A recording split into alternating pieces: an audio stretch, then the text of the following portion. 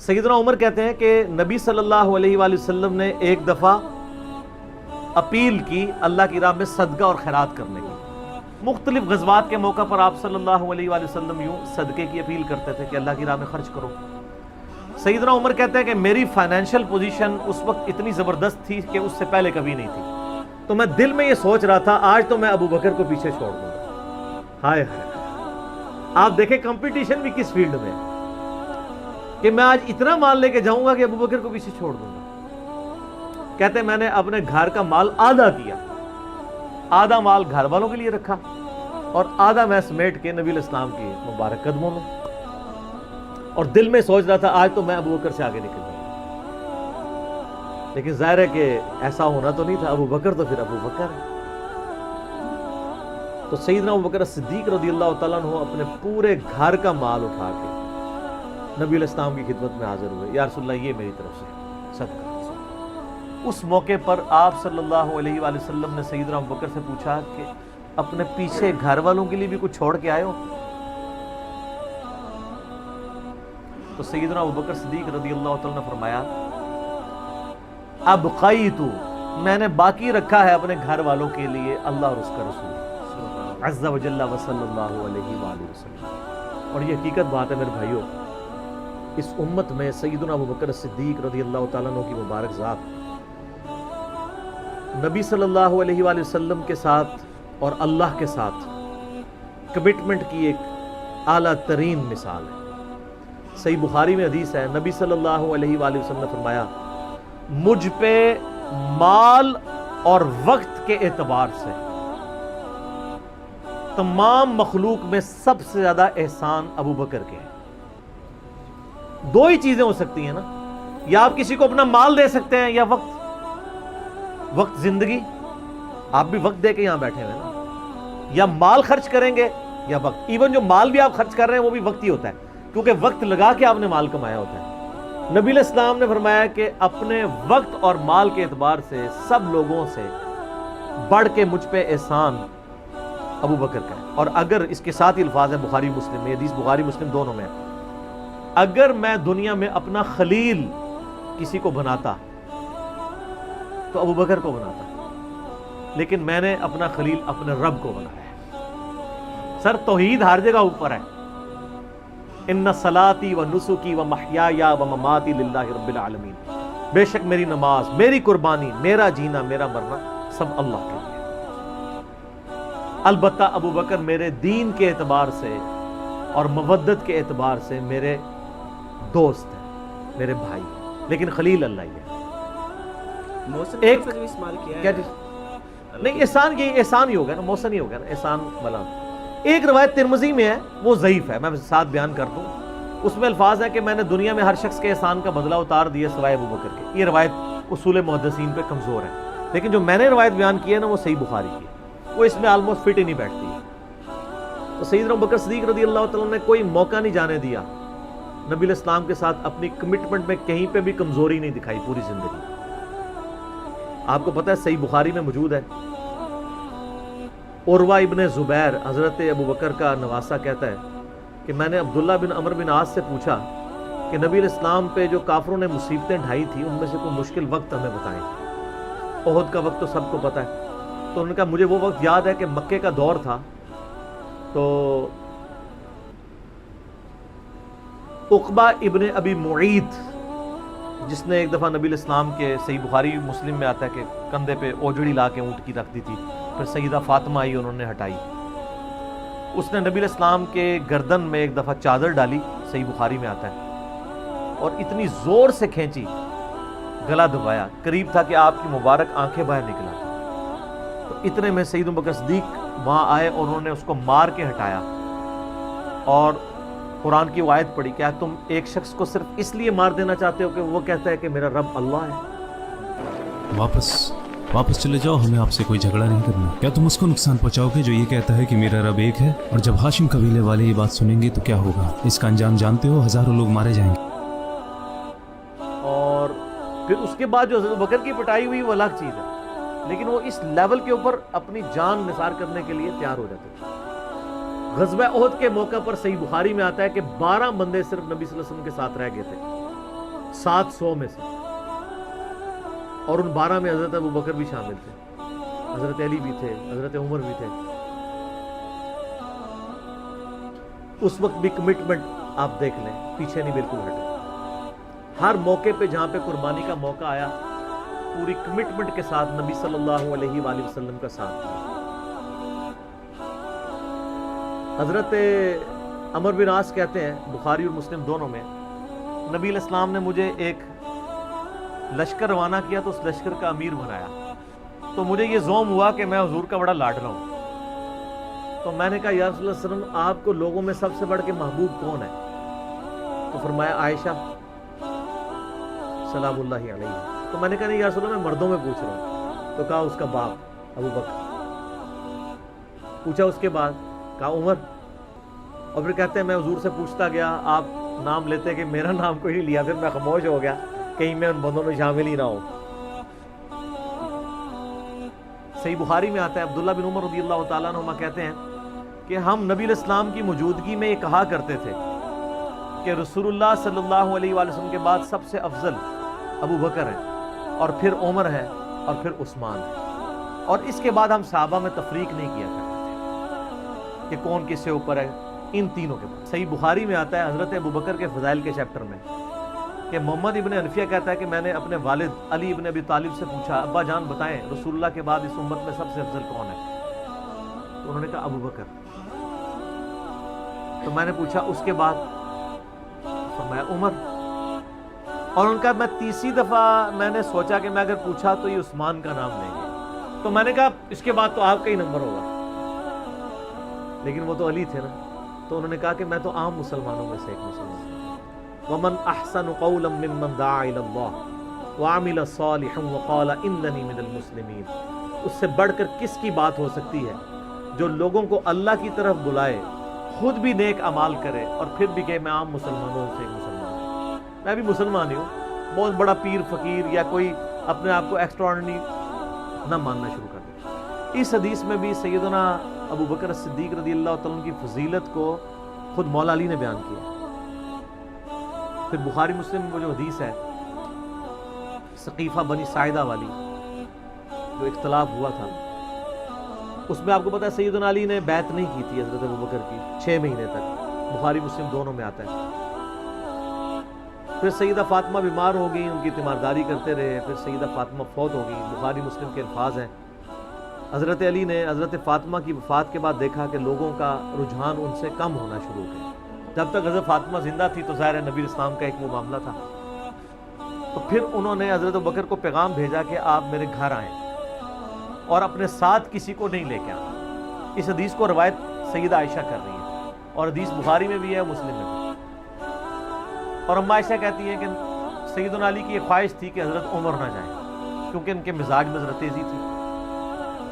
تو حضرت ابو بکر حضرت علی کے گھر جانے لگے تو حضرت عمر نے روک لیا، ان کا آپ کو میں اکیلے نہیں جانے دوں گا۔ ہائے ہائے، ابو بکر تو پھر ابو بکر ہے نا۔ انہوں نے کہا اللہ کی قسم نبی کے گھر والوں سے ہمیں کوئی شر کی امید نہیں ہے۔ تو حضرت بکر اکیلے گئے۔ سیدنا علی نے حضرت بکر سے کہا کہ اللہ نے جو آپ کو ہم پہ فضیلت دی ہے اس امر خلافت میں، ہمیں آپ سے کوئی حسد نہیں ہے، لیکن نبی علیہ السلام کی قربت کے ناطے اور آپ کے اہل بیت ہونے کے ناطے ہم یہ سمجھتے ہیں کہ ہمیں اس مشورے میں شامل کرنا چاہیے تھا۔ تو سیدنا ابو بکر نے رونا شروع کر دیا۔ رونے کا مطلب یہ تھا کہ انہوں نے اس چیز کو ایکسیپٹ کیا کہ یہ ٹیکنیکلی مسئلہ مس ہینڈل ہوا، لیکن وہ کیوں ہوا وہ میں نے پورا 3 گھنٹے کا لیکچر ریکارڈ کروایا۔ مسئلہ 55B، وصی رسول کون ہے اور حدیث قرطاس کا تحقیقی جائزہ۔ جب رونا شروع کیا تو سیدنا علی نے کہا کہ بس اب میں آپ کی اعلانیہ بیعت کروں گا، یہ ہے للہیت، ورنہ وہ کہتے کہ ابو بکر میں بیعت کرتا ہوں باہر جا کے بتا دینا، یہ کام ہوتا تو اکڑ والا ہوتا، لیکن وہ تو علی تھے، اکڑ تو دور دور تک نہیں تھی، زہد تھا، عاجزی تھی، اللہ کا تعارف تھا۔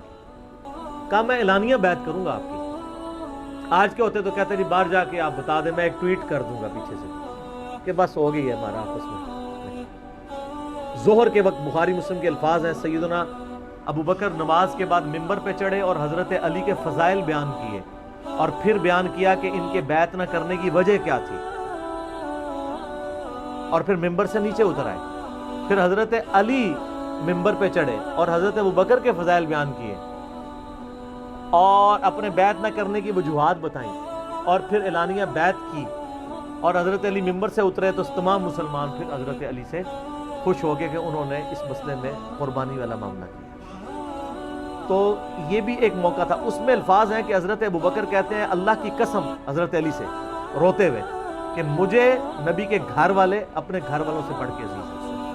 سر بخاری میں آتا ہے کہ صلح حدیبیہ کے موقع پر حضرت عمر سے بھی تھوڑی سی مس ہینڈلنگ ہو گئی تھی، یا رسول اللہ ہم کیا حق پہ نہیں ہیں، پھر دب کے کیوں صلح کر رہے ہیں؟ حضور نے فرمایا کہ میں اللہ کا پیغمبر ہوں۔ پھر بھی تسلی نہیں، حضرت ابو بکر کے پاس آئے، پھر حضرت ابو بکر نے ڈانٹا کہ عمر وہ اللہ کے پیغمبر ہے۔ یا عمر، وہ اللہ کے رسول ہیں، وہ وہی کرتے ہیں جو اللہ حکم دیتا ہے، تو وہ جو کچھ کہیں اسے بلا شک مان لو۔ اور حضرت عمر کہتے ہیں مجھے پوری زندگی اس چیز کا غم رہے گا کہ میں نے بڑی جرت دکھائی۔ الٹیمیٹلی ثابت ہوا کہ صلح حدیبیہ والا جو معاملہ تھا وہ مسلمانوں کے حق میں شامل ہوا، لیکن حضرت ابو بکر کا آپ ایمان کا لیول دیکھیں کہ وہ سرکمسٹانسز پہ نہیں جاتے تھے، وہ کہتے تھے اللہ کے پیغمبر نے فیصلہ کیا، الٹیمیٹلی اسی میں خیر ہوگی۔ ان کا ایمان اس لیول کا تھا کہ وہ عقلی دلائل کو بعد میں رکھتے تھے، اور وہاں پہ بھی آپ کو نظر آیا ہے، اور انہوں نے حضرت عمر کو کہا کہ عمر وہ اللہ کے پیغمبر ہیں، جو فیصلہ کر رہے ہیں وہ ٹھیک ہے۔ اسی لیے ہر مسئلے میں آپ کو احتیاط کا پہلو نظر آتا ہے۔ پھر بخاری میں آتا ہے جب مرتدین زکوٰۃ تھے، حضرت عمر جیسے لوگ بھی کہہ رہے تھے اتنے مازوں پہ آپ جنگ نہ کھولیں، پہلے کچھ قبائل مرتد ہو گئے ہیں، رومن امپائر چڑھی دوڑی ہے، پرشین امپائر کے ساتھ ہم نے سارے معاملات شروع کیے ہوئے ہیں، اتنے مازوں پہ ہم کیسے لڑیں گے؟ تو سیدنا ابو بکر نے کیا کہا تھا؟ اللہ کی قسم کو رسول اللہ کے زمانے میں جانور دیتا تھا اور اس کے ساتھ ایک رسی بھی دیتا تھا، اور اب نہیں دے گا نا، میں اس کے خلاف بھی قتال کروں گا، اکیلا مجھے کرنا پڑے۔ جس طرح نماز اللہ کا حق ہے، اسی طریقے سے زکوٰۃ بھی اللہ کا حق ہے۔ جو نماز اور زکوٰۃ میں فرق کرے گا میں اس کے خلاف قتال کروں گا۔ وہ ریٹ آف دی گورنمنٹ کو چیلنج کر رہا ہے۔ اور زکوٰۃ مال میں سے حق ہے، اور واللہ جس نے بھی نماز اور زکوٰۃ میں فرق کیا تو میں اس سے قتال کروں گا، اور جو حصہ وہ رسول اللہ کو دیا کرتے تھے اگر اس میں کمی آئی میں پھر بھی ان سے قتال کروں گا۔ حضرت عمر کے الفاظ ہیں بخاری میں کہ اللہ تعالیٰ نے ابو بکر کا سینہ کھول دیا تھا اس مسئلے میں، اور ابو بکر کی باتیں سن کے ہمارا سینہ بھی کھل گیا، حالانکہ پورے صحابہ ایک طرف کھڑے تھے، ابو بکر ایک طرف کھڑے ہوئے تھے۔ ان کی جو نبی علیہ السلام سے کمٹمنٹ تھی نا، وہ ان کو ہٹنے نہیں دیتی تھی۔ صحیح بخاری میں آتا ہے، آپ کو پتہ ہے لشکر اسامہ کے اوپر بڑے بڑے صحابہ نے اعتراض کیا کہ یہ اسامہ تو کل کا بچہ ہے، 15-16 سال کا، اتنے سینئر صحابہ اس کے انڈر لگا دیے ہیں۔ نبی علیہ السلام نے وفات کی وصیت کی تھی کہ لشکر اسامہ بھیجنا ہے، اور رومن امپائر، کیونکہ انہی کے باپ شہید ہوئے تھے نا، زید ابن حارثہ غزوہ موتا کے اندر۔ اب جب وفات نبی علیہ السلام کی وفات ہوئی تو پھر لوگوں کو آ کے لوگ مشورے دے رہے ہیں حضرت ابو بکر کو کہ اب تو آپ نے ڈیسیژن کرنا ہے تو اسامہ کو چینج کر دیں۔ ہائے ہائے، انہوں نے کہا میں اسامہ کو، جس کو نبی علیہ السلام نے امیر مقرر کیا، میں اس کو چینج کروں؟ جس کو رسول اللہ نے خود مقرر کیا ہو، تم چاہتے ہو کہ میں اس کو ہٹا دوں؟ یہ ہو بھی نہیں سکتا۔ یہ ان کی کمٹمنٹ کا لیول تھا۔ لیکن حضرت بکر کی زندگی میں آپ کو سنت کے ساتھ کمٹمنٹ کا یہ لیول ملے گا، کبھی ان کو کوئی ڈیسیژن ریورس نہیں کرنا پڑا۔ ان کی نبی علیہ السلام کے ساتھ جو عقیدت تھی نا، اور ہر معاملے میں، حتیٰ کہ صحیح بخاری اور مسلم میں آتا ہے، اور نبی علیہ السلام کا کیا ریگارڈ ہے، بخاری مسلم دونوں میں آتا ہے کہ نبی صلی اللہ علیہ وآلہ وسلم نے، یعنی بیماری کے دن تھے آپ کے، آپ نے فرمایا کہ ابو بکر کو میری جگہ نماز پڑھائے۔ تو حضرت عائشہ کہتی ہیں کہ میں نے کہا یا رسول اللہ صلی اللہ علیہ وسلم، میرے باپ جو ہیں رقیق القلب ہیں، آپ کی جگہ مصلی پہ کھڑے ہوں گے نا تو وہ برداشت نہیں کر سکیں گے کہ یہ دن بھی دیکھنا پڑا کہ اللہ کے نبی مصلی پہ نہیں آئے اور میں ان کی جگہ کھڑا ہوں، تو نماز نہیں پڑھا پائیں گے۔ تو آپ فرمایا لا، ابو بکر کو کہو کہ نماز پڑھائیں۔ پھر انہوں نے ریکویسٹ کی، نبی علیہ السلام اتنے غصے میں آئے، بخاری اور مسلم کے الفاظ ہیں، آپ نے فرمایا تم تو یوسف والیاں ہو۔ اوئے ہوئے ہوئے، یوسف کو کس نے تنگ کیا تھا؟ زلیخا اور باقی عورتوں نے۔ کتنی نٹوریس مثال تھی اگر آپ کمپیئر کرنا شروع کریں، بالکل 100% بٹھائیں تو۔ حضرت یوسف کو تنگ کیا نا، اپنی طرف مائل کرنا چاہتی تھی۔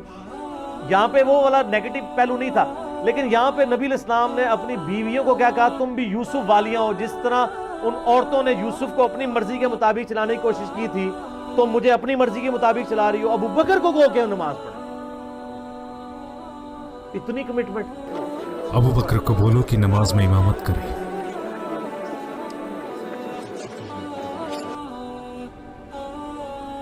پھر انہوں نے نماز پڑھائی۔ صحیح بخاری میں آتا ہے، اما عائشہ کہتی ہیں حضور اپنی وفات کے دنوں میں کہتے تھے، عائشہ میرا ارادہ ہے میں تیرے بھائی عبد الرحمن بن ابی بکر اور تیرے باپ ابی قحافہ ان کی یعنی کنیت تھی، اس کو بلاؤں اور ان کو میں لکھ دوں۔ مجھے خطرہ ہے کہ میرے بعد کوئی ڈیمانڈ کرے گا، لیکن اللہ اور میری امت ابو بکر کے علاوہ کسی کے لیے راضی نہیں ہوگی۔ یہ تو بعد میں پتہ چلا نبی علیہ السلام اشارتاً کیا بات کر رہے تھے، امر خلافت۔ اس حدیث کے تحت میں نے 55B مسئلے میں بتایا کہ نبی علیہ السلام اگر اپنی زندگی میں کسی کو خلیفہ نامزد کرتے تو حضرت ابو بکر کو کر کے جاتے، کیونکہ نبی علیہ السلام بادشاہ نہیں تھے، اللہ کے پیغمبر تھے۔ آپ اپنے خاندان میں کبھی بھی یہ معاملہ نہیں کر سکتے، اور یہ بات صحابہ کرام کو پتہ تھی۔ لیکن جب اللہ نے آپ کو گارنٹی دی کہ اللہ اور میری امت ابو بکر کے علاوہ کسی پہ راضی نہیں ہوگی، تو پھر نبی علیہ السلام نے اس مسئلے کو ان اٹینڈڈ چھوڑ دیا۔ بخاری میں ہی آتا ہے، ایک عورت حضور کے پاس آئی اور کہا یا رسول اللہ آپ فوت ہو جائیں اور میں اس کے بعد آؤں اور آپ کو نہ پاؤں، تو فرمایا ابو بکر سے مل لینا میرے بعد۔ اشارے تو کافی آپ نے چھوڑے ہوئے تھے اس حوالے سے۔ صحیح بخاری مسلم میں حدیث ہے، نبی علیہ السلام ایک باغ میں بیٹھے تھے، ابو موسیٰ اشعری کہتے ہیں دروازے پہ دستک ہوئی، آپ نے فرمایا جو کوئی بھی ہے اسے جنت کی بشارت دے دو۔ کہا دروازہ کھولا سیدنا ابو بکر، میں نے کہا رسول اللہ صلی اللہ علیہ وسلم نے جنت کی بشارت دی ہے، تو انہوں نے کہا کہ تکبیر بلند کی اور اللہ کا شکر ادا کیا، اللہ اکبر کبیرہ والحمدللہ کثیرہ۔ نبی علیہ السلام کنویں کی منڈیر پہ بیٹھے ہوئے تھے، آپ نے ابو بکر کو اپنی دائیں جانب بٹھا لیا ٹانگیں لٹکا کے، وہ جو پرانے زمانے میں بڑے کنویں ہوتے تھے نا، وہ چھوٹی سی دیوار باہر نکلی ہوئی ہوتی ہے۔ پھر تھوڑی دیر بعد دستک ہوئی، آپ فرمایا اب بھی جو آتا ہے جنت کی بشارت دے دو۔ دروازہ کھولا سیدنا عمر، ان کو بشارت دی، انہوں نے بھی پھر اللہ کی حمد اور تکبیر بلند کی۔ پھر تیسری دفعہ دستک ہوئی، فرمایا اب جو کوئی ہے اسے جنت کی بشارت دو، لیکن ان مصیبتوں اور پریشانیوں کے ساتھ جو اسے آئیں گی۔ دروازہ کھولا تو سیدنا عثمان تھے، انہوں نے اللہ کی حمد بیان کی اور کہا میں اللہ کی پناہ میں آتا ہوں ان فتنوں سے اور پریشانیوں سے جسے مجھے اس کا سامنا کرنا۔ حضرت عمر کو حضور نے بائیں جانب بٹھا لیا، اب دائیں اور بائیں جگہ ختم ہو گئی تھی، تو حضرت عثمان سامنے آ کے بیٹھ گئے۔ راوی کہتے ہیں کہ میں نے اس سے یہ رزلٹ نکالا ہے کہ ابو بکر و عمر رسول اللہ کے ساتھ دفن ہوں گے اور حضرت عثمان کی قبر رسول اللہ کے سامنے بنے گی۔ سر آج بھی میں حضرت عثمان غنی کی قبر مبارک پہ کئی دفعہ حاضر ہوا ہوں، ایگزیکٹ روضہ شریف کی سیدھ میں قدموں کی جانب، اور ابو بکر عمر ساتھ ہیں۔ قبر رسول پہ میری حاضری والا لیکچر بھی ہے، میں نے باقاعدہ اس میں نقشہ بتایا ہے کہ کس طریقے سے قبریں ہیں۔ یہ بہت بڑی فضیلت ہے کہ سیدنا ابو بکر عمر نبی علیہ السلام کے ساتھ دفن ہوئے اس جنت کے ٹکڑے میں، جو بخاری میں حدیث ہے میرے گھر سے میرے ممبر تک جنت کے ٹکڑوں میں سے ایک ٹکڑا ہے، اور امام بخاری نے باب باندھا ہے قبر رسول سے ممبر رسول جنت کا ٹکڑا ہے۔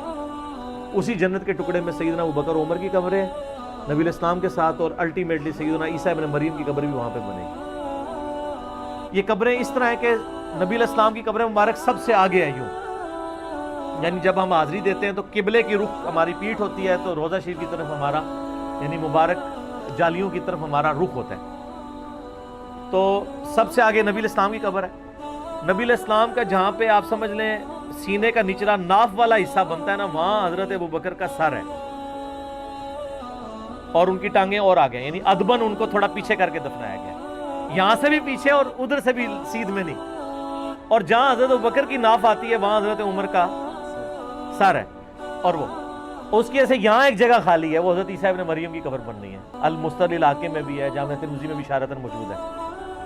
تو یہ قبریں ہیں، 7 دفن ہیں، اور جامعہ ترمذی میں حدیث ہے نبی علیہ السلام نے فرمایا اے ابو بکر تم میرے یار غار بھی ہو اور حوض کوثر پہ بھی میرے یار ہو، صحیح سند کے ساتھ۔ یار غار کا ذکر تو سورہ توبہ میں موجود ہے، ثانی اثنین، جب وہ دونوں غار میں تھے، اور جب نبی علیہ السلام قرآن کے الفاظ ابو بکر کو کہتے تھے کہ مت خوف کھاؤ، ہمارا رب ہمارے ساتھ ہے۔ صحیح بخاری میں آتا ہے کہ حضرت ابو بکر نے کہا یا رسول اللہ صلی اللہ علیہ وسلم اگر کفار نے اپنے پاؤں کی جانب سے یوں دیکھ لیا تو ہم دونوں نظر آ جائیں گے۔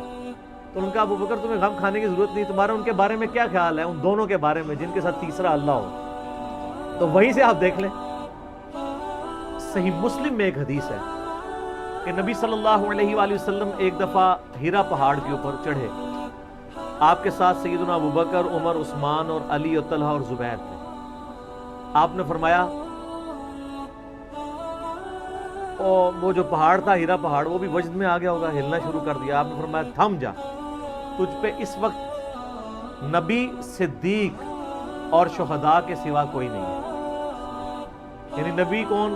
خود نبی صلی اللہ علیہ وآلہ وسلم، صدیق کون؟ سیدنا ابو بکر صدیق، اور باقی سارے شہداء، حضرت عثمان، حضرت علی، طلحہ اور زبیر، سارے شہید ہوئے۔ اچھا، یہ صدیق کا لقب بھی ثابت ہے، بخاری مسلم میں آپ کو ویسے تو سیدنا ابو بکر کے نام کے ساتھ صدیق ملے گا، یہ لقب پڑا کہاں سے تھا؟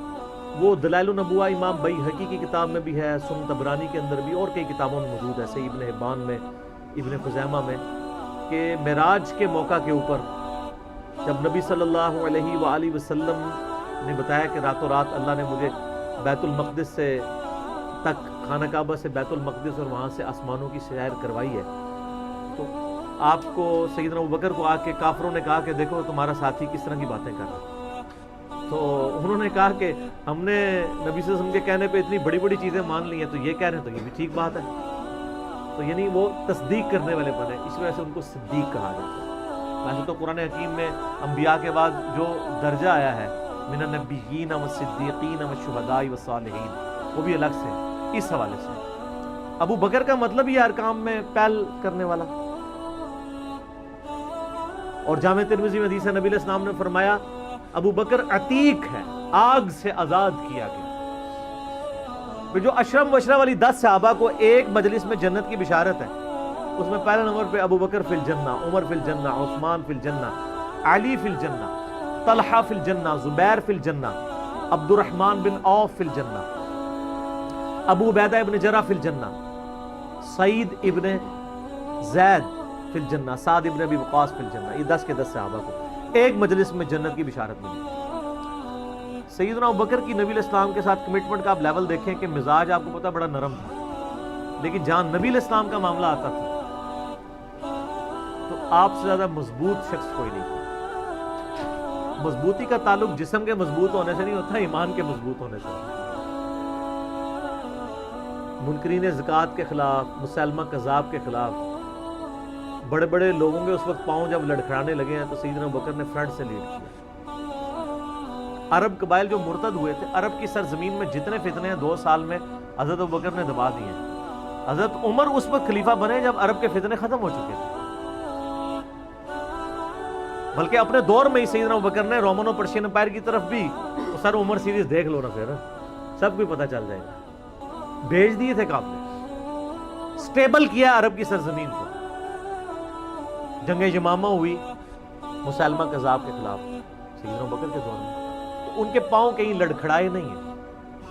حتیٰ کہ آپ دیکھیں صحیح بخاری میں آتا ہے صلح حدیبیہ کے موقع پر جب وہ آیا ہوا تھا نا سہیل ابن عمرو اور وہ دوسرا جو عروہ ابن مسعود، عبداللہ ابن مسعود کا بھائی جو بعد مسلمان ہو گیا تھا، اس وقت تک تو کافر تھا، نبی علیہ السلام کے ساتھ گفتگو کرتے ہوئے نا اس نے نا یہ الفاظ استعمال کیے کہ یہ تیرے ساتھی جو تیرے ساتھ کھڑے ہیں نا، جب تیرے پہ مشکل وقت آیا تو تجھے چھوڑ جائیں گے۔ اب ان کو کیا پتا تھا کہ یہ اس طرح کا بندہ ہے یا اس کے ساتھی اس طرح کے ساتھی ہیں۔ اس پہ حضرت بکر کو بڑا سخت غصہ آیا، انہوں نے کہا کہ جاؤ لات اور منات کی شرمگاہیں چاٹو تم۔ اتنے سخت الفاظ ایک ایسے شخص کی زبان پہ جو سراپا اخلاق ہو، جسے غصہ نہ آتا ہو، صرف اس لیے کہ نبی علیہ السلام کے ساتھ اس نے مس بہیو۔ اس سے بعض لوگوں نے گالی کی پلی لی ہے کہ جی گستاخوں کو گالیاں نکال سکتے ہیں، انہوں نے گالی نہیں دی تھی، وہ آلریڈی شرمگاہوں کو چاٹتے تھے، تو ان کی غلط بات کا ہی ان کو تانا دیا جو وہ کر رہے تھے۔ مثلا اگر ایک بندہ شراب پیتا ہے اور وہ آ کے نبی علیہ السلام سے مس بہیو کر رہا ہے، تو وہاں بیٹھا ہوا کوئی شخص کہتا ہے جا تو شراب پی جو تیرا کام ہے، تو آپ یہ اس کو گالی نہیں دے رہے، وہ عمل کر رہا ہے۔ یا اسی طریقے سے آج کل جو لوگ مزاروں کے آگے جھکتے ہیں اور ہم ان کو کہیں گے جاؤ جا کے قبر پہ ماتھے ٹیکو جا کے، تو ہم اس کو گالی نہیں دے رہے، وہ کر رہے ہیں۔ لیکن سیدنا ابوبکر صدیق کی آپ کمٹمنٹ دیکھیں کہ انہوں نے بالکل لحاظ نہیں کیا، انہوں نے کہا تم جا کے یہ کام کرو، ہم نبی علیہ السلام اپنی جان کا آخری سانس اور خون کا آخری قطرہ بھی اپنے نبی کے لیے نشاور کریں گے۔ پھر اس موقع پہ یہ ہوا تھا، بخاری میں الفاظ ہیں کہ حضور علیہ السلام وضو کے لیے جب آئے تو صحابہ کرام نے آپ کے وضو کا پانی نہیں نیچے گرنے دیا، اور عروہ ابن مسعود کنکھیوں سے یوں کر کے دیکھ رہا تھا۔ اس نے کہا مارو، یہ تو اس کا وضو کا پانی نہیں گرنے دیتے، اتنا احترام کرتے ہیں۔ حتیٰ کہ بخاری کے الفاظ ہیں نبی علیہ السلام کا بلغم بھی صحابہ کے ہاتھوں پہ آتا تھا، اگر کسی کو نہیں ملتا تھا دوسرے کے ہاتھ کو مل کے اپنے جسم میں ملتا تھا۔ بیسیکلی وہ کافروں کو یہ میسج دے رہے تھے کہ اس کے بارے میں تم کہہ رہے ہو جس کا وضو کا پانی نیچے گرنے دیتے، اس کے خون کا قطرہ گرنے دیں گے؟ اور یہی ہوا، بخاری کے الفاظ ہیں عروہ ابن مسعود جب کفار مکہ کے پاس گیا، اس نے کہا جی بھائی جی ان کے ساتھ معاہدہ ہی کرو، میں بڑے بڑے درباروں میں گیا ہوں، میں کیسر روم کے دربار میں گیا ہوں، میں کسریٰ کے دربار میں گیا ہوں، میں نجاشی کے، میں نے کسی کے فالوورز کو اپنے سردار کی وہ عزت کرتے ہوئے نہیں دیکھا جو محمد صلی اللہ علیہ وآلہ وسلم کے فالوورز ان کی عزت کرتے ہیں۔ اللہ کی قسم جب وہ بات کرتے ہیں تو لگتا ہے گویا کہ ان کے سروں پر پرندے بیٹھے ہوئے ہیں، اور جب وہ کوئی حکم دیتے ہیں تو وہ جھپٹتے ہیں اس حکم کو پورا کرنے کے لیے، اور جب وہ وضو کرتے ہیں وہ ان کے وضو کا پانی نیچے نہیں گرنے دیتے، اور اس طرح اس کے لیے جھپٹتے ہیں گویا آپس میں لڑ پڑیں گے اس تبرک کو حاصل کرنے کے لیے۔ تم بھول جاؤ کہ ان جانثار صحابہ کے ہوتے ہوئے تم اس شخص کے ساتھ کوئی نقصان والا معاملہ کر سکتے ہو؟ عافیت اسی میں ہے کہ صلح کرو۔ اور یہ پہلا موقع تھا کہ مشرکین عرب نے نبی علیہ السلام کو ایز اے پاور تسلیم کر لیا۔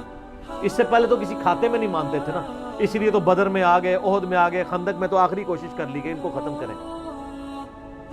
صلح حدیبیہ پہ پیس ٹریٹی کا مطلب یہ تھا کہ مشرکین عرب نے پیرلل میں ایک پاور حضور کو تسلیم کر لیا، اور وہ آپ دیکھ لیں پھر وہ پاور ایسی تسلیم ہوئی ہے کہ پھر مسلمانوں کا گراف اوپر سے اوپر ہی گیا۔ تو سیدنا ابوبکر صدیق رضی اللہ تعالیٰ عنہ کی کمٹمنٹ نبی علیہ السلام کے ساتھ، اور پھر آپ دیکھیں کہ صحابہ میں سب سے زیادہ مضبوط اعصاب کا مالک حضرت ابوبکر تھے۔ صحیح بخاری میں آتا ہے جب نبی علیہ السلام کی وفات ہوئی تو حضرت عمر نے تلوار نکال دی کہ میں اس کی گردن کاٹ دوں گا جو کہے گا کہ نبی علیہ السلام فوت ہو گئے۔ ان کا یہ عقیدہ تھا کہ جس طرح موسیٰ علیہ السلام 40 دن کے لیے کوہ طور پہ گئے، نبی علیہ السلام بھی ڈورمنٹ پوزیشن میں چلے گئے، واپس آ جائیں گے، کیونکہ انہوں نے نبی علیہ السلام سے سنا تھا کہ رومن اور پرشین امپائر گرے گی، تو وہ یہ فورس ہی کرتے تھے ابھی تو کسریٰ کی جنگیں ہم نے لڑی نہیں ہیں، تو حضور اس سے پہلے کیسے دنیا سے جا سکتے ہیں؟ لیکن اللہ نے تو آپ کو پروفٹ بنوانا تھا نا، کہ آپ کے جانے کے بعد فتوحات کروانی تھی تاکہ پتہ چلے کہ پیچھے اللہ کھڑا ہے۔ اپنی زندگی میں تو بڑے بڑے بادشاہوں نے فتوحات کی ہیں، نبی علیہ السلام کی تو دعوت کا کلائمیکس حضرت ابوبکر پھر حضرت عمر عثمان علی کے دور میں جا کے ہوا ہے، جبکہ عرب قبائل بھی مرتد ہو گئے ہیں، تب بھی اللہ کے پیچھے سپورٹ تھی۔ والذی ارسل رسولہ بالہدی ودین الحق لیظہرہ علی الدین کلہ ولو کرہ المشرکون، اللہ نے اس کو دین کو غالب کرنا تھا۔ تو بخاری کے الفاظ ہیں حضرت عمر نے کہا میں اس کی گردن اتار دوں گا۔ حضرت ابوبکر آئے، انہوں نے حضرت عمر کو دیکھا، اگنور کر کے سیدھا حجرہ عائشہ میں گئے، نبی علیہ السلام کے مبارک کفن کو ہٹا کے آپ کے ماتھے پہ بوسہ دیا اور کہا یا رسول اللہ، اللہ آپ پہ 2 موتیں جمع نہیں کرے گا، ایک موت تو سب کے نصیب میں ہے۔ ایک موت جو اللہ نے آپ کے لیے رکھی تھی وہ آپ کو مل گئی، اس کے بعد آپ کو کوئی بھی دوسری موت نہیں ہے۔ اب تو ہمیشہ کی زندگی آپ کو اللہ نے آخرت کی دے دی ہے۔ اور پھر باہر نکلے، حضرت عمر کو کہا کہ عمر بیٹھ جاؤ، حضرت عمر نے بات نہیں سنی، تو حضرت بکر ممبر کی طرف چڑھے، ممبر پہ چڑھے اور لوگوں سے کہا کہ عمر کو اس کے حال پہ چھوڑ دو۔ حدیث کے الفاظ ہیں کہ لوگ حضرت بکر کا ریگارڈ باقی اصحاب سے زیادہ کرتے تھے، حضرت عمر کو تنہا چھوڑ کے لوگ حضرت ابوبکر کی طرف متوجہ ہو گئے۔ پہلے وہ جو سارا میلہ ان کے گرد لگا تھا شفٹ ہو گیا، تو انہوں نے حمد و صلات کے بعد انہوں نے کہا اما بعد فمن کان یعبد محمدا فإن محمد قد مات۔ سر کلیجے پہ کتنا بڑا پتھر رکھا ہوگا حضرت ابوبکر بھائی جملہ بولتے ہوئے کہ جو محمد کی عبادت کرتا تھا وہ جان لے کے محمد کو موت آ گئی۔ ومن کان یعبد اللہ، اور جو اللہ کی عبادت کرتا ہے وہ جان لے ان اللہ حی لا یموت، اللہ زندہ ہے، اللہ کو کبھی موت نہیں۔ وما محمد إلا رسول قد خلت من قبله الرسل أفإن مات أو قتل انقلبتم على أعقابكم ومن ينقلب على عقبيه. کیا توحید کی تعلیمات ہیں. حضور کی میت کے اوپر حضور کے فضائل نہیں بیان ہو رہے، توحید بیان ہو رہی ہے. Point to be noted. کیوں؟ سر پہلے نہیں انسانیت نے رسک لیا. دنیا کا سب سے بڑا شرک ایک پیغمبر کے نام پہ تو کھڑا ہوا ہے، عیسیٰ ابن مریم کے نام پہ. نبی علیہ السلام کو عیسیٰ ابن مریم نہیں اللہ نے بننے دیا. ایسے تربیت یافتہ وہ صحابہ جو کل تک آپ کے وضو کا پانی نیچے نہیں گرنے دے رہے تھے، آج وفات پہ کھڑے ہو کے فرضی خطبہ دے رہے ہیں. جو محمد کی عبادت کرتا تھا جان لو محمد کو موت آ گئی. جو اللہ کی عبادت کرتا تھا جان لو اللہ زندہ ہے. پھر آیت بھی پڑھی، صرف فرضی جملہ نہیں بولا. آپ تو کہہ رہے ہیں شرک ختم ہو گیا. حضرت ابوبکر جب شروع نہیں ہوا تھا اس وقت بھی کہہ رہے تھے کہ نبی علیہ السلام کو کسی نے خدا نہیں بنانا، کیونکہ بخاری کی حدیث ہے، دیکھنا میری شان کو اس طرح بلند نہ کرنا جس طرح عیسیٰ ابن مریم کو لوگوں نے کیا. میں اللہ کا بندہ اور اس کا رسول ہوں، مجھے اللہ کا بندہ اور اس کا رسول ہی کہنا. سر وارفتگی، دیوانگی، عشق کی ساری کیفیت حضور کی وفات کے بعد بالکل چینج ہوگی. صحابہ ہونا تو چاہیے تھا جو وضو کا پانی نہیں گرنے دے رہے تھے جا کے قبر کی مٹی چاٹنا شروع کر دیتے. ایسا نہیں ہوا. وہ تعلیمات کی باؤنڈریز کو کراس نہیں کرتے. تو پھر انہوں نے آیت پڑھی سورہ آل عمران آیت نمبر 144 وما محمد الا رسول قد خلت من قبله الرسل افئن مات او قتل انقلبتم على اعقابكم. محمد تو نہیں مگر ایک رسول ہی، اگر یہ فوت ہو جائے یا دین جو جنگ میں قتل کر دیے جائیں، شہید ہو جائیں، کیا تم دین سے الٹے قدم پھر جاؤ؟ جو کوئی دین سے الٹے قدم پھیرے گا اللہ کا کوئی نقصان نہیں کرے گا اور اللہ ثابت قدم رہنے والوں کو جزا دے گا. پھر سورہ الزمر کی آیت نمبر 30 پڑھی انک میت وانہم میتون. اے نبی تمہیں بھی مرنا ہے اور ان کو بھی موت آنی ہے تمہارے مخالفین کو. پھر تم اللہ کے حضور جھگڑو گے، اللہ تمہارا فیصلہ کرے گا. یہ سیدنا ابوبکر کی حضور کی وفات کے وقت استقامت. پھر جھگڑا کھڑا ہو گیا حضور کو دفنانا کدھر ہے. جامعہ ترمذی میں حدیث ہے، سیدنا ابوبکر کہتے ہیں کہ میں نے نبی علیہ السلام سے یہ بات سنی تھی کہ اللہ اپنے پیغمبر کو وہیں پہ موت دیتا ہے جو اس کے لیے سب سے پسندیدہ جگہ اللہ کے نزدیک ہوتی ہے. تو حضور کی جو چارپائی ہے نا اس کے نیچے ان کی قبر کھودو، وہاں پہ اللہ نے ان کو موت دی. پہلے صحابہ میں رائے نہیں طے ہو رہی تھی کہاں دفنانا. پھر سنن نسائی الکبریٰ کے اندر پورا وفات النبی چیپٹر ہے، سنن ابن ماجہ میں بھی موجود ہے کچھ حصہ اس کا. پھر لوگوں نے پوچھا کہ نبی علیہ السلام کا جنازہ ہوگا؟ انہوں نے کہا ہاں ہوگا. اسی طریقے سے تکبیر کہو اور سورہ فاتحہ اور اس کے بعد درود شریف اور اس طریقے سے 4 تکبیرات پڑھو.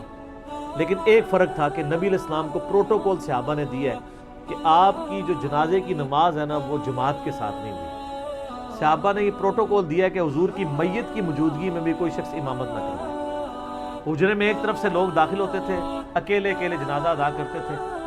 وہ ڈیٹیل میں آتا ہے، 2-3 دن تک جنازہ ہوتا رہا. پہلے یعنی مرد داخل ہوئے، اس کے بعد بچے، غلام، پھر عورتیں، اس طریقے سے سب نے جنازہ پڑھا. ظاہر ہے 1 لاکھ سے زیادہ لوگ تھے جنازہ پڑھنے والے.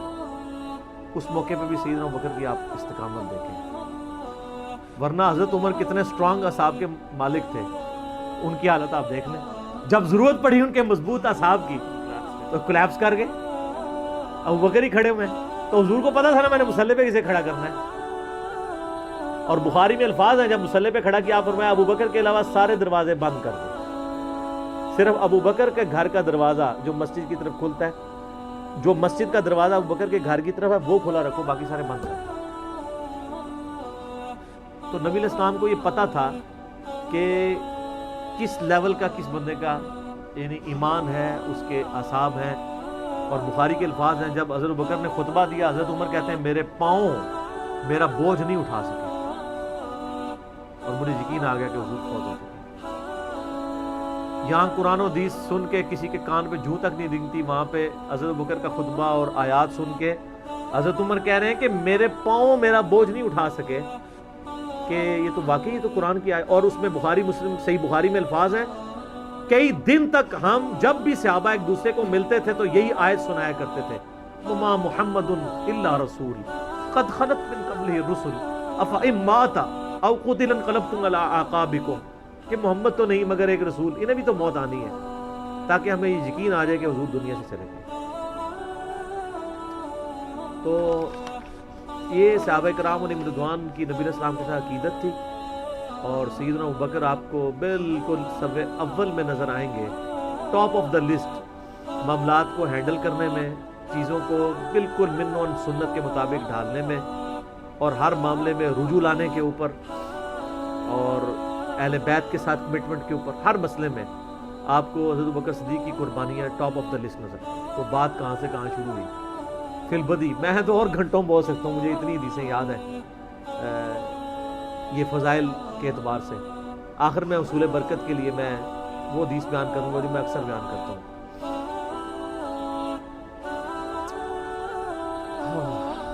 عبداللہ بن عباس رضی اللہ تعالیٰ عنہما کہتے ہیں، بخاری اور مسلم دونوں میں، کہ سیدنا عمر کی میت رکھی ہوئی تھی اور لوگ آ کے ان کی میت پہ سلام پڑھ رہے تھے اور اپنے اپنے انداز میں خراج تحسین پیش کر رہے تھے کہ اس شخص کی وجہ سے اسلام کو کیا عروج ملا۔ تو کہتے ہیں اتنے میں میں نے محسوس کیا کہ ایک شخص میرے پیچھے آ کے کھڑا ہوا اور اس نے میرے کندھے پہ یوں کونی رکھی، تو میری پیٹھ اس کی جانب تھی، اس نے کونی میرے کندھے پہ یوں رکھی، اور حضرت عمر کی میت سے مخاطب ہو کے کہنے لگا کہ اے عمر، اللہ تجھ پہ رحم فرمائے، تو روئے ارض پہ ان لوگوں میں سے ایک شخص تھا کہ میری بھی خواہش تھی کہ میں ان اعمال کے ساتھ اللہ کے حضور پیش ہوں، کہ اگر اللہ کے حضور پیش ہونے کے لیے مجھے بہترین اعمال چاہیے تو تیرے اعمال۔ ظاہر ہے جی رومن اور پرشین امپائر گھری ہے، کس لیول کا عروج، کیونکہ میں نے رسول اللہ صلی اللہ علیہ وآلہ وسلم سے بارہا سنا تھا، میں ابو بکر اور عمر داخل ہوئے، میں ابو بکر اور عمر نکلے، میں ابو بکر اور عمر نے یہ کیا، تو مجھے بڑی امید تھی کہ تم اپنے دو ساتھیوں سے جا ملو گے، یعنی رسول اللہ اور ابو بکر کے ساتھ صلی اللہ علیہ وآلہ وسلم رضی اللہ عنہ۔ یعنی نبی علیہ السلام کے بعد سیدنا ابو بکر اور پھر حضرت عمر بھی وہیں پہ پہنچ گئے، تو مجھے نبی علیہ السلام کے اس فرمان سے لگتا تھا جس طرح آپ اپنی زندگی میں کہتے تھے نا، میں ابو بکر عمر، میں ابو بکر عمر، میں ابو بکر عمر، مجھے پتا تھا تم نے جا کے انہی سے ہی ملنا ہے جا کے، اور دیکھ لیں قبر بھی پھر ساتھ بنی دونوں کی۔ تو عبداللہ ابن عباس کہتے ہیں کہ میں نے جب یوں مڑ کے دیکھا تو وہ سیدنا علی بن ابی طالب تھے جو حضرت عمر کی میت کے اوپر یہ کلمات پڑھے، میں ابو بکر اور عمر، میں ابو بکر اور عمر رضی اللہ عنہم اجمعین وعلیہم السلام اجمعین۔ اللہ تعالیٰ ہمارے دلوں میں خلفائے راشدین کی محبت، اہل بیت کی محبت راسخ فرمائے، رضی اللہ عنہم اجمعین وعلیہم السلام اجمعین، اور قیامت والے دن حوض کوثر پہ ان کے ساتھ محشور فرمائے، آمین ثم آمین۔